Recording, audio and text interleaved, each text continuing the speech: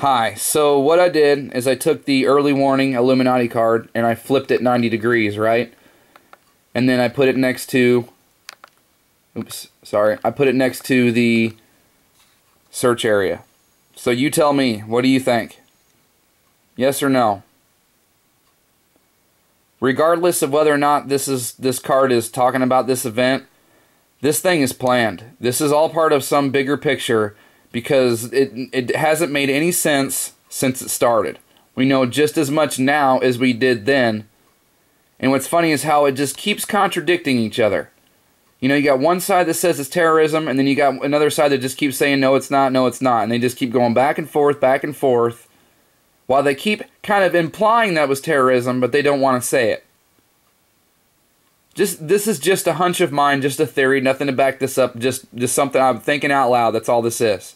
I'm wondering if this thing is going to be used, if it's hijacked and is going to be used to crash into some warship or aircraft carrier out in the sea, and that'll be the trigger for World War III. Maybe it won't be Ukraine after all. I don't know.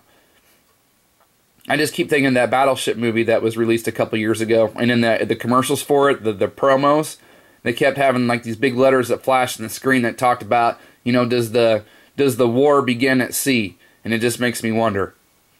So just throwing that out there. CNN they were really kind of implying that today, but just thinking out loud, could totally be looking into something that's not there. Now this, I'm going to leave this for you all to decide. Is this real or fake? Is this a real interview or is this a fake interview? Because are these people, were they real people that boarded a real plane? Is this thing a whole hoax? I can't tell up or down right now, because there's just too much contradicting itself. It's just not what they say it is, that's for sure. But you tell me if this is a real interview with a real person or not. 10 days into the search for that missing plane, families of the 239 people on board are, of course, desperate for answers. American Philip Wood is among those passengers. Wood and his partner, Sarah Bajak, have been planning on moving to Kuala Lumpur in the coming weeks and getting married. Bajak told CNN's David McKenzie she believes Woods is still alive and that he's being held hostage somewhere. The entire U.S. population is reliving things like 9/11 in this experience, right?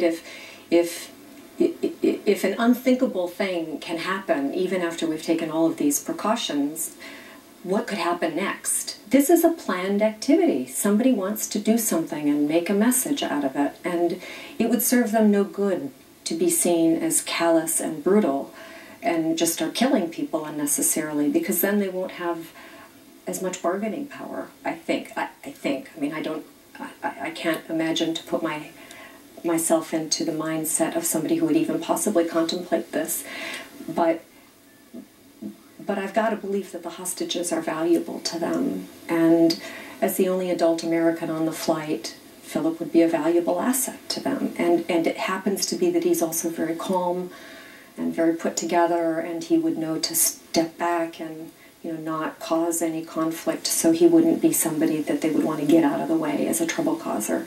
If there's anybody who can survive a situation like that, it's him. He's very level-headed, and I think he is the kind of person who would help to calm a really chaotic situation. Of course I have to prepare for the worst, because no matter what, I still have to go forward, and no matter what, his family still has to go forward. So we need to know where that fork in the road is going to go. And we're not ready to take either branch, but we have to know what's coming, because otherwise, when it comes, you won't be prepared, and that's when you get into trouble, I think. You need to be prepared for whatever the news is. Mm-hmm. My bag is packed and ready to go. It has been since Saturday morning. Ready to go where? Wherever he is. My son even helped me pick out which clothes to bring for him, so I have an outfit for him in my backpack. Because he wouldn't want to wear his dirty old stuff anymore, I'm sure, and he probably wouldn't want to wear a hospital gown if that's the case, so, yeah, it's all ready. Now, I myself don't buy that. I think that is fake as crap. Now, I do happen to think that real people boarded the plane, but I I don't think if that thing winds up as a weapon, there are supposedly dead bodies in there, you know what I mean, like whenever it crashes, I don't think those people are going to be aboard there, period.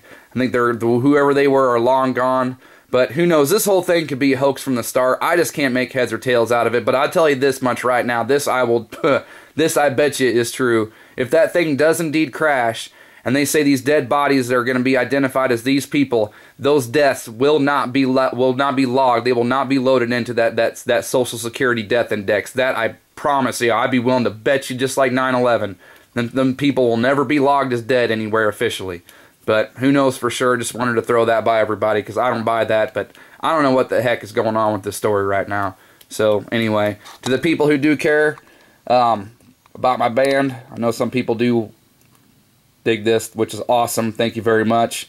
We posted our new concert right here. It's awesome. So just wanted to tell that to the people who care. So thanks to everybody for watching. Thanks to all my teammates and subs as always for the support. See you on the next video.